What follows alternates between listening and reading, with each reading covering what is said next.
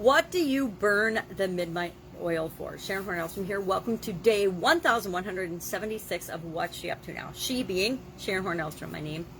Documenting my journey as I transition from the brick and mortar corporate world of business to the online world of business. Over 4 decades, actually way closer to 5 decades in different businesses, different industries, and over a quarter century of that simultaneously in corporate America, working for actually some of the most amazing, coolest corporations on the planet. And I'm trying to think, I think every single one of those businesses are probably, I could be wrong, I'd have to check. I haven't really kept track to see if they're still in business today, but I think the majority of them are for sure. P&G still is, and 3M. So a lot of the companies that work for Honeywell, all those are still in business today. The big ones, the littler ones, the family-owned ones, changed. They've morphed and changed. One was sold off to and was acquired by a much larger conglomerate. A lot of industries tend to, as industries mature, somebody comes along, the big guys, and they buy off all the little mom and pop or cottage industries, and they acquire businesses. That's the fastest way to grow. The fastest way to grow any business is to acquire existing businesses. But I'm thinking about burning the midnight oil today, primarily because I was burning the midnight oil last night. And burn the midnight oil, of course, is an expression from the 1600s, and it means to stay up late at night, work on something, continue working on something. Nowadays, we probably say 24/7, but if we burn the midnight oil, what are the things that we have done or would continue to burn the midnight oil for? I will burn the midnight oil for my children, for my family, for my granddaughter. I was up with my granddaughter, for my kids. I will burn the midnight oil to help and support them. I will burn the midnight oil if something I'm interested in or curious about has got my attention. How many times have you or anyone you know stayed up all night studying, researching, reading about a topic that you're interested in? Heck, we did it in college in topics we weren't interested in just so we could get a grade that we wanted from a professor. We did it in high school, we did it in college, we did it in projects to make sure that we got the thing done by the deadline, the exam or the project or the group project, whatever it was. And oftentimes that got pushed off and procrastinated on until the very last minute. So it meant we were staying up all night to do it. I also had a boss in corporate America that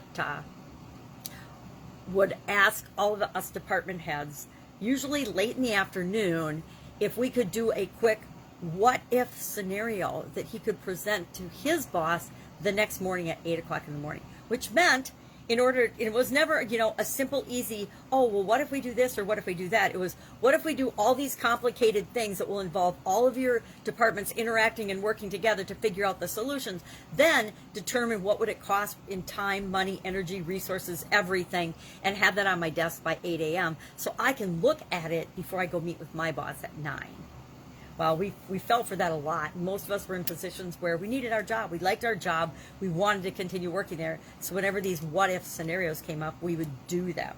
Unfortunately, it left, even after I left that company, it left this bad taste in my mouth about, well, what if this, what if that? Now, what if is a great question to ask when it isn't up against a super tight, unrealistic crunch. And if any of the what if scenarios that we had worked on had ever been implemented, I think all of us department heads would have been awesome and felt good about it and been perfectly okay with staying up all night to move the business ahead. But since none of them, zero, zip nada, in 5 years ever were implemented or came to fruition, it was one of those exercises in futility that just left kind of a bad taste in all of our mouths. So will you do it for work? If you own your own business, if you're building your own business, I'm going to tell you right now, no one in your business will work harder on your business than you will. Nobody. And I remember building my Italian food business. I was in the Italian food manufacturing business for like 37 years. And part of my divorce was to shut down that business and move to do something different.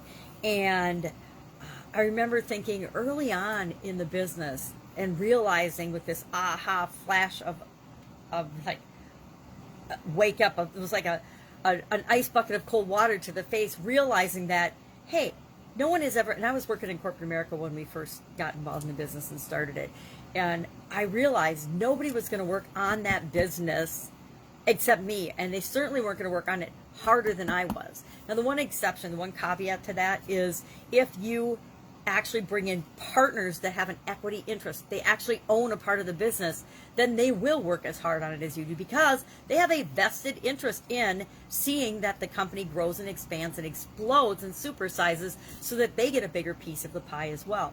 One of the fastest ways to grow, besides acquiring other businesses, is to find the right people and make them equity partners in your business. Then everybody is working on your business as hard as you are. It's not just you. Some of the most successful business owners that I've ever met are people that actually have everyone in the organization has an equity position in the company. So as the company does better, everybody does better. Everybody gets bonuses and checks and compensated based on how the business is actually doing, not how well they do their little job in the business. And then everything becomes everybody's job, right?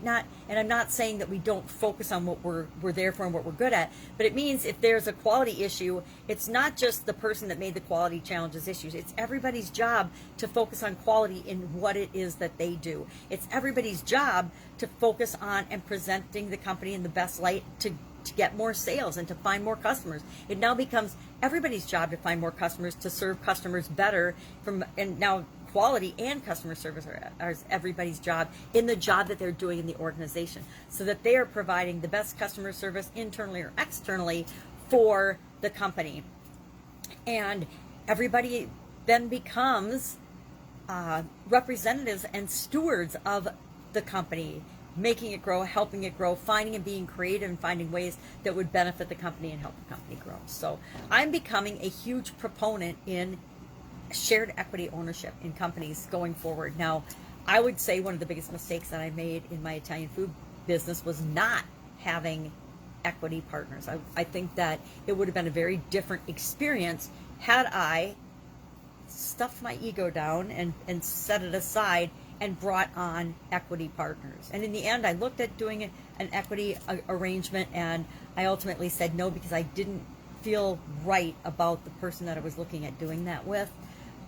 And so it's just in mothballs right now. Mothballs, not a good place for a company, right? All right, that is, and actually, burn the midnight oil was our idiom for supersize your business today. So that was a fun topic for me. It's really interesting how each of these sayings that I may not have given 2 seconds of thought to in the past have a huge impact on my thinking and how I can apply them in my business and in my life right now. I guess we've done well over 800 idioms. I'm not sure what the count is now, but over 800 idioms and proverbs. A couple of them have been repeated, but only a couple in 800 some.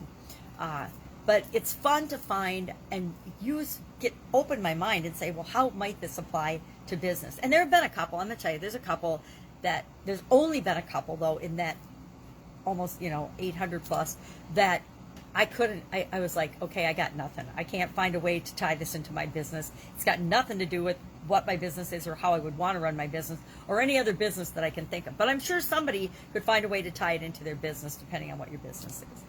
There's been a couple of those, but not very many. My challenge is to find a way to make it relevant to my business and my life.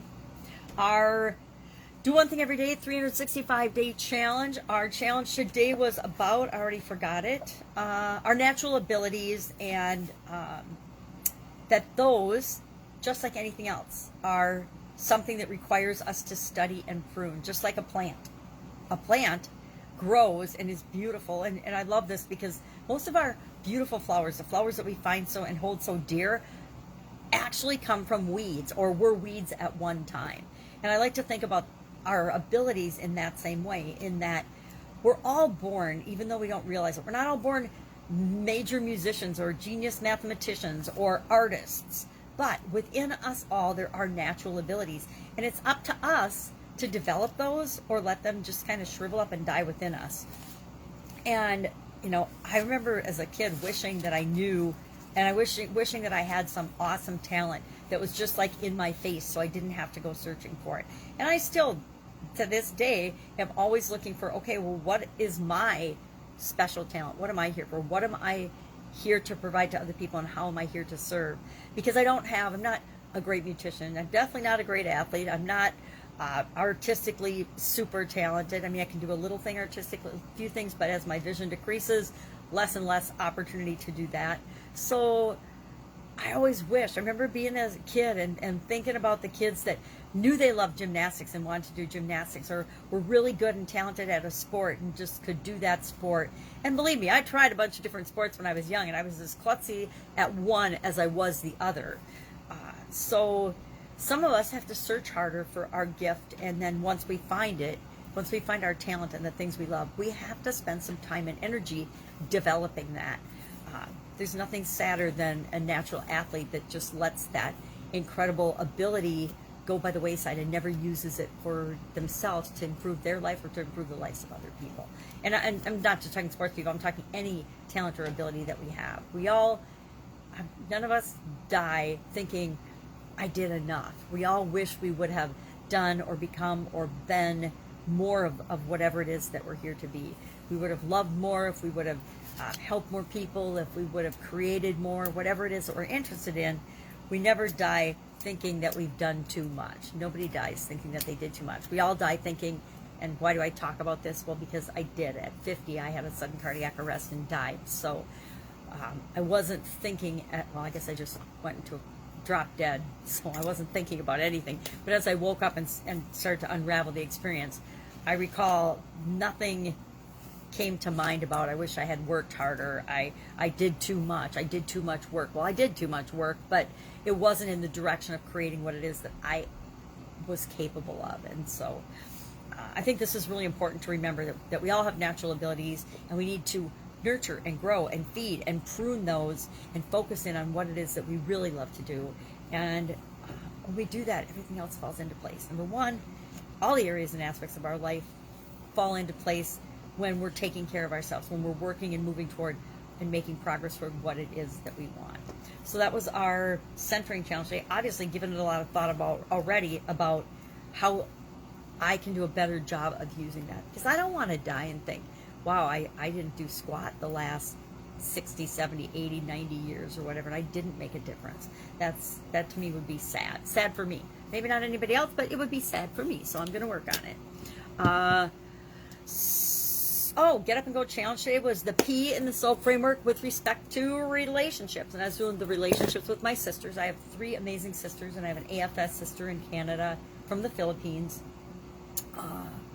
And, you know, my relationship with my sisters has changed over the decades as we've all gone off and raised our families and raised our kids. It seems like everybody else, when you get married, some families stay really tight and close-knit. Ours has been close, but pretty far, right? If that makes sense. We're geometrically close. Three of the 4 of us are, within 5 miles of each other now. It wasn't that way. I used to live a little further away, but I moved closer to them. And but our relationship is still, in certain ways, we were super duper close as kids, even though we fought like cats and dogs. I can say anything about my sister, but don't you dare say anything about my sister or sisters. None.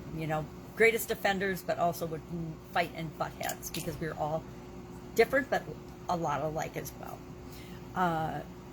And I miss that. I miss them being my best friends. So I'm wanting to not go back to the way we were when we were kids, but to rebuild and to have the relationships mature and grow and go in the direction that we want them to go. All right, that is really all I've got today. I've got a ton of things to get ready for this week and a ton of things to do. Again, getting ready to travel the first couple of weeks of May, actually the better part of May, starting at the end of this month. So I realized today, oops, it's the 18th already. I better start actually thinking about my trip. I haven't even given it 2 seconds of thought. The most thought I've given it is when I've mentioned it on this particular segment. Otherwise, I need to actually start planning a little bit, because I am a little bit of a planner. Less let go of more things and less controlled than I was when I was younger, but I still require a modicum of planning to make my life work. All right, have an awesome day. Any questions, anything I can help you with, please ask in the comments below or direct message me. Otherwise, I'll be with you tomorrow, just sharing what I'm doing as I transition from the brick and mortar world to the online world. Have an awesome day. I might take a nap.